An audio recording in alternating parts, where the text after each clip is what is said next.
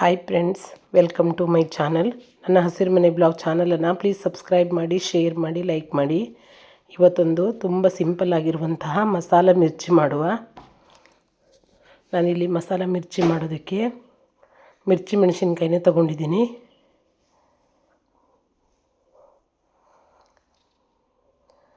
ಇಲ್ಲಿ ಮಸಾಲಕ್ಕೆ ನಾನು ಆಲೂಗಡ್ಡೆ ಮತ್ತು ಈರುಳ್ಳಿ ತೊಗೊಂಡಿದ್ದೀನಿ. ಈರುಳ್ಳಿನ ಚಿಕ್ಕ ಚಿಕ್ಕದಾಗಿ ಕಟ್ ಮಾಡ್ಕೊಂಡಿದ್ದೀನಿ. ಮೊದಲಿಗೆ ಮೆಣಸಿನ್ಕಾಯಿನ ಚೆನ್ನಾಗಿ ನೀಟಾಗಿ ತೊಳ್ಕೊಬೇಕು. ನಂತರ ಈ ಥರ ಕಟ್ ಮಾಡಿ ಒಳಗಡೆ ಬೀಜ ಎಲ್ಲ ತಗೊಳ್ಬೇಕು. ಯಾಕಂದರೆ ಕೆಲವೊಂದು ಬೀಜ ಸ್ವಲ್ಪ ಖಾರ ಇರುತ್ತೆ. ಈಗ ಮಸಾಲೆನ ರೆಡಿ ಮಾಡಿಕೊಳ್ಳುವ. ನಾನಿಲ್ಲಿ 4 ಬೇಯಿಸಿರುವಂಥ ಆಲೂಗಡ್ಡೆ ಕಟ್ ಮಾಡ್ಕೊಂಡು ತಗೊಂಡಿದ್ದೀನಿ.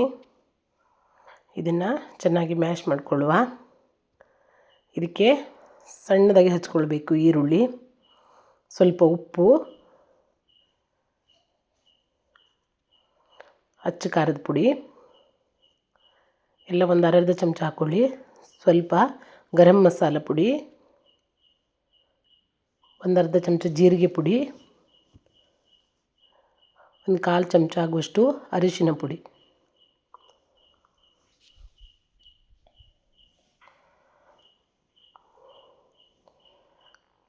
ನಂತರ ಸ್ವಲ್ಪ ಅಜ್ವಾನ ಹಾಕ್ಕೊಳ್ಬೇಕು. ನಾವು ಓಂಕಾಳು ಅಂತೀವಲ್ಲ, ಅದನ್ನು ಚೆನ್ನಾಗಿ ಮಿಕ್ಸ್ ಮಾಡಿ ಇಟ್ಕೊಂಡಿದ್ದೀನಿ. ನೋಡಿ ಈ ಥರ ಆಗಬೇಕು. ನಂತರ ಈಗ ಮಿರ್ಚಿಗೆ ನಾವೀಗ ಕಡಲೆ ಹಿಟ್ಟನ್ನು ರೆಡಿ ಮಾಡಿಕೊಳ್ಳುವ. ಇದಕ್ಕೆ 1 ಚಮಚ ಉಪ್ಪು, ಸ್ವಲ್ಪ ಅರಿಶಿನ ಪುಡಿ,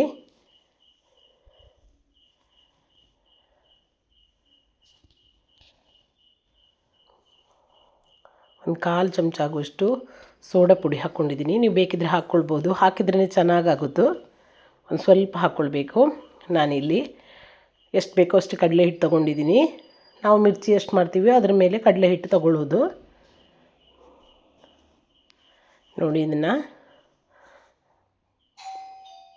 ನಂತರ ಸ್ವಲ್ಪ ಅಜ್ವಾನ ಹಾಕ್ಕೊಂಡಿದ್ದೀನಿ. ಇದಕ್ಕೂ ಕೂಡ ಒಂದು ಅರ್ಧ ಚಮಚ ಜೀರಿಗೆ. ಈಗ ಸ್ವಲ್ಪ ನೀರು ಹಾಕ್ಕೊಂಡು ಚೆನ್ನಾಗಿ ಮಿಕ್ಸ್ ಮಾಡಿಕೊಳ್ಳುವ. ನೋಡಿ, ಇದು ಭಾಳ ತೆಳ್ಳಗೂ ಇರಬಾರ್ದು, ದಪ್ಪನೂ ಇರಬಾರ್ದು, ಮೀಡಿಯಮ್ ಹದದಲ್ಲೇ ಇರಬೇಕು. ಈಗ ಮಿರ್ಚಿ ಎಲ್ಲ ನಾವು ಮೊದಲಿಗೆ ಕಟ್ ಮಾಡಿ ಒಳಗಡೆ ಇದ್ದಿದ್ದ ಬೀಜ ಎಲ್ಲ ತೊಗೊಂಡಿದ್ವಲ್ಲ, ಈಗ ಮಸಾಲೆನ ತುಂಬಬೇಕು. ನೋಡಿ, ಅದಕ್ಕೆ ಎಷ್ಟು ಬೇಕಾಗುತ್ತೋ ಅಷ್ಟನ್ನು ಅದ್ರ ಒಳಗಡೆ ತುಂಬಬೇಕು. ಈಗ ಒಲೆ ಮೇಲೆ ಒಂದು ಕಡಾಯಿ ಇಟ್ಕೊಂಡು ಎಣ್ಣೆ ಬಿಸಿಗೆ ಇಟ್ಕೊಳ್ಳುವ.